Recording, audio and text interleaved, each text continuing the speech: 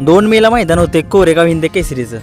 त्या मैदानात सगळी टॉपची येणार आहे ती, सगळी अखंड महाराष्ट्रातली सगळ्यात टॉपचे बैल. सगळ्यांचा लाडका बाकासूर, मथुर, सुंदर, वेगाचा शेवट सर्जा, घरणिकेचा राजा, रोमन, लखन, अर्जुन, कॉकटेल, शिरसोडीची रायफल, बलमा सातारचा आपला,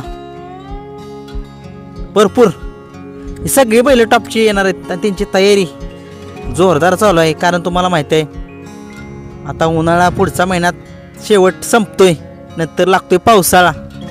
परत काही हिंद केसरीचं मैदान नाही पेडगाव शिवाय. नक्कीच गुलाल जर पडला कोरेगावचा तर तो मान माहीत आहे तुम्हाला, एक जुनं जाणतो मैदान आहे.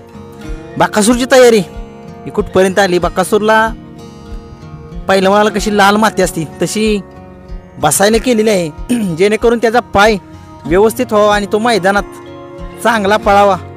नक्कीच. आणि मथुरचा पण पायरा टॉपचाच आहे. मथुर तो तुम्हाला माहीत आहे कोरेगावचं मैदान त्याच्यासाठी लकी आहे. आणि मांगडता त्यांचा सुंदर बेग चांगल्या पायऱ्यात येईल. सुंदर पण गुलालात बघ असलात की बरं वाटतं, कारण सुंदर एक जुना बैल आहे.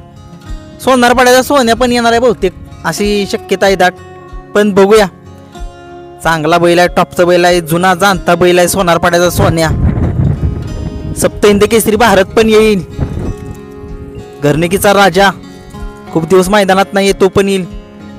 वेगाचा शेवट सर्जा, माहित आहे कसा पळ आहे त्या बैलाचा, टॉपच्याच पायऱ्यात असणार आहे तो पण.